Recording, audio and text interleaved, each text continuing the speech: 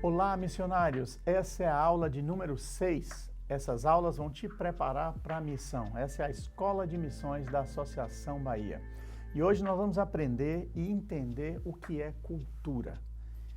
A cultura, ela é muito rica, ela traz experiências do povo, o que eles vivenciam ao redor.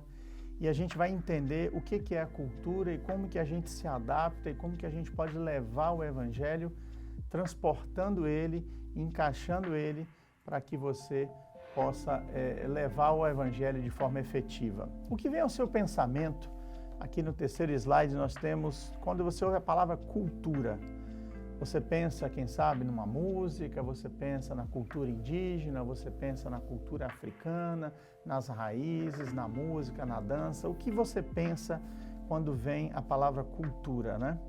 É uma definição simples.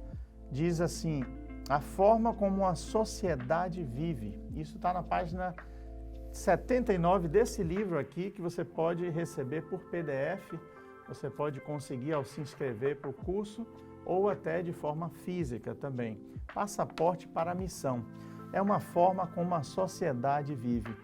E uma definição mais elaborada do Anthropological Insights for Missionaries diz assim, cultura é um sistema integrado de padrões de comportamento aprendidos, ideias e produtos característicos de uma sociedade. Então a cultura vai depender muito, aqui a gente vê na foto agora uma cebola, onde tem várias camadas.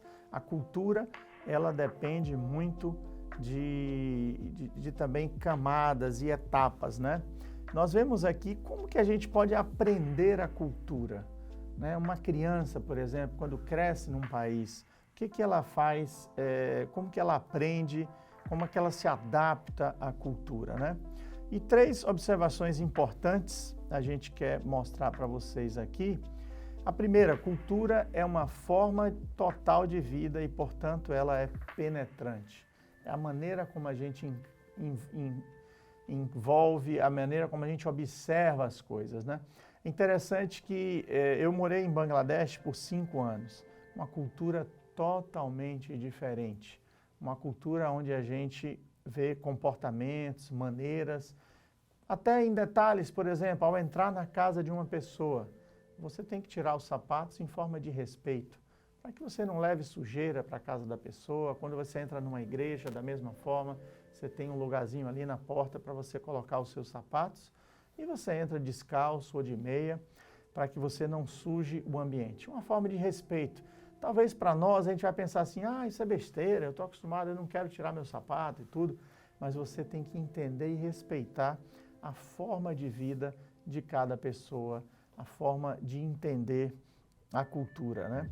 Segundo ponto, a cultura dá significado à vida de um povo. Para você pode parecer besteira uma maneira de fazer uma coisa, mas para o outro não é. Então, por exemplo, uma mulher, no contexto muçulmano, por exemplo, uma mulher solteira não sai à rua sozinha. Sai com o irmão, sai com o pai, sai com a mãe, mas não sai sozinha porque na cultura deles isso seria uma menina que seria muito oferecida, muito fácil, né? E também ao encontrar uma pessoa do sexo oposto num país muçulmano, você não deve dar bom dia, boa tarde, como a gente fala aqui, né? Passou qualquer um do nosso lado, a gente dá um bom dia, dá uma boa tarde. Você deve, em respeito à pessoa, deixa ela passar ali, tranquilo. Mas na nossa cultura, nossa, é falta de educação se eu não der um bom dia, boa tarde, né? E um dia, por exemplo, eu resolvi dar bom dia e a pessoa ia passando, puxou assim o lenço, cobriu a cabeça e virou para o outro lado. E aí, na minha visão, foi rude. A pessoa, ao invés de responder o cumprimento, né, de boa tarde, bom dia, ela levantou, botou o lenço e saiu. Só que cobrir a cabeça é justamente o contrário, é um sinal de respeito à pessoa que você está observando. No caso, ela é uma mulher solteira, olhou para um homem, cumprimentou, como não era para ela responder, porque não é da cultura deles estar ali respondendo, ela, em sinal de respeito à minha pessoa, cobriu o cabelo e virou para o outro lado, saiu. Então, a gente às vezes não sabe interpretar essa cultura, mas é... Aí o que eu fiz? Eu fui estudar como é que eu cumprimento dentro do contexto muçulmano, um homem e uma mulher. Você cumprimenta com Assalamu alaikum, na paz de Allah eu te saúdo. E a pessoa então responde o alaikum assalam, na paz de Allah eu também te saúdo. E a partir dali ficou resolvido o problema. Eu passava, em vez de dar bom dia, eu fazia o cumprimento. E aí as pessoas respondiam, sendo homem, sendo mulher, elas respondiam. Muitas vezes nem olhavam para mim, em sinal de respeito. Só que na nossa cultura, quando eu cumprimento você e você não olha para mim, é desrespeito. Mas na cultura deles é respeito. Ele não está nem olhando para você em sinal de respeito, né? Então, cultura dá um significado à vida de um povo. E o ponto 3 aqui, as pessoas que se comunicam umas com as outras de várias formas, né? Então, existe a comunicação por olhar, verbal, etc. Implicação para um missionário. Aqui tem uma foto de uma senhora com uma roupa tipicamente hindu. Ela está usando um shari ou sari, depende da pronúncia. E ela tem um pontinho aqui assim no meio da testa, provavelmente ela é da religião hindu. Eles têm essa crença de colocar esse pontinho assim, que eles acreditam que é o terceiro olho, né? Bota aquele pontinho assim no meio. Como que você se aproxima de uma pessoa de cultura diferente? A gente aprende através do exemplo da palavra de Deus. Jesus, ele se aproximava de todas as pessoas como quem quer lhe fazer o bem, se aproximava mostrando atenção e procurando entender suas necessidades. E ali ele então procurava suprir as suas necessidades. E a gente deve fazer da mesma forma. Ellen White diz que haveriam 100 batismos onde hoje há um, se a gente utilizasse os métodos de Cristo, que são exatamente esse, de se não mudar a sua conduta por causa da cultura, não é isso. Quer ver uma outra coisa de cultura? Dentro da nossa cultura de louvor na igreja, você não vai ver alguém com pandeiro, né, usando um pandeiro, porque para nós o pandeiro é um símbolo de samba. E usar o pandeiro dentro da igreja seria uma afronta a Deus. Mas em Bangladesh, o pandeiro é um dos instrumentos mais usados. Os pastores vão pegar o pandeiro, vão tocar o pandeiro. Nas grandes reuniões campais, né, onde tem ali 1.000, 1.200, 2.000 pessoas, em alguns lugares até 5.000 pessoas, você vai ver pessoas com pandeiro, pulando, com aquele sininho que a gente ouve, o pessoal vendendo cavaco aqui na rua, pelo menos em Salvador, quando eu era criança, passava o cara com um sininho. Tem até hoje, de vez em quando eu escuto ele batendo aquele sininho. Então, a cultura nossa, de repente, para adoração, é um tipo de instrumento. A cultura para outras pessoas já é outro tipo de instrumento, né? Então, as implicações. Ser diferente não é ser pervertido, diz aqui. A cultura resiste à mudança. O evangelho é um agente de mudança. A mudança de um aspecto afeta o todo. Então, assim, a gente vê que a gente precisa respeitar e entender a cultura. Etnocentrismo. O que é etnocentrismo? Quando a gente coloca o óculos do outro. Se você coloca um óculos escuro ou um óculos daquele vermelho, né, eu tenho aqui um óculos de grau assim, mas tem aqueles óculos que você coloca e muda a coloração. Então você começa a enxergar as coisas de forma diferente. E a gente precisa entender que ter uma cultura diferente não significa que é negativo aquilo ali. Eu queria comentar sobre cultura, aqui na página 84, quero ler para vocês, diz assim, ó, nesse capítulo a gente desenvolveu um modelo de definição básica de cultura. Quando você pensa nos 4 níveis de cultura, que exemplos da sua própria cultura lhe vem à mente? Comportamento, valores, crenças, cosmovisão. Né? O que você pensa dentro dos seus valores? Você aprende, por exemplo, eu aprendi com meus avós, a gente chegava e dizia, benção avó, né? Você criava esse respeito entre as gerações, né? O neto chegando à avó e pedindo a bênção, e ele dizia, ou ela, Deus te abençoe meu filho, Deus te abençoe minha filha.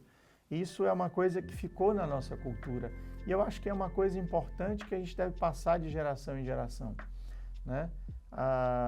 Mas tem coisas da cultura que a gente pode adaptar e melhorar, né?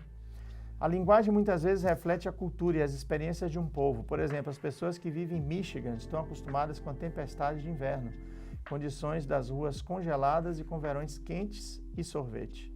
Empregam a mesma palavra gelo para ruas congeladas e sorvete. Já os esquimós têm diferentes termos para fazer distinção entre gelo e condições climáticas frias. Você consegue pensar em algum exemplo similar em seu idioma? Então, é interessante, né? A gente não consegue imaginar em Salvador ruas congeladas, ruas com 1 metro, 2 metros de neve. Eu vejo vídeos aí de amigos que moram nos Estados Unidos, a gente vê que é outra realidade, né? Mas a gente entende que cada um se adaptou às suas condições, se adaptou à realidade que eles estão inseridos e dessa maneira eles vão tocando a vida. Já a gente tem uma distinção. Para nós, o verão e o inverno praticamente é chuva no inverno e no verão calor, né? Mas basicamente a nossa temperatura não muda tanto.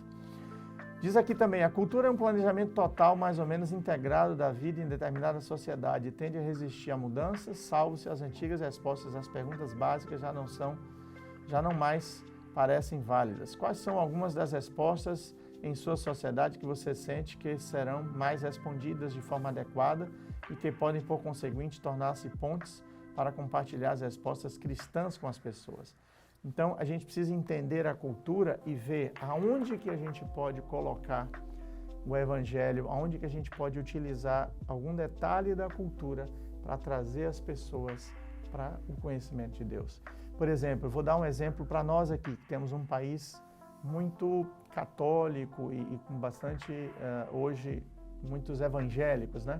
Então, você pode, por exemplo, convidar as pessoas para grupos de oração, para grupos de reunião nas casas, onde você vai estudar a Bíblia, onde você vai estudar temas como saúde, temas como família, e você atrair as pessoas para Jesus dentro da cultura delas, dentro da linguagem delas. Se você vai ser um missionário em outras terras, você tem que entender o conceito. Então, você, por exemplo, não vai quebrar a cabeça se você for para um país muçulmano. Você já vai aprender Assalamu alaikum wa alaikum assalam. Na paz de Deus eu te saúdo, na paz de Alá, né? Eu te saúdo. E você também vai entender a cultura, homem, mulher, como se comportar diante de uma menina solteira, como se comportar ao encontrar uma pessoa casada, como você falar, como você se aproximar. Mas o mais importante é permitir que Jesus te use para fazer o trabalho ao lado da sua casa, no seu vizinho, na frente da rua ou do outro lado do mundo. Hoje nós somos convidados a permitir que Jesus tome conta de nossas vidas e que Ele use cada um de nós para alcançar pessoas, independente da cultura, independente do meio de vida delas, da maneira que elas foram criadas. Que Deus possa abençoar vocês e possa fazer com que cada um de nós possa ser um missionário e possa entregar sua vida aos pés do Pai. Deus abençoe vocês.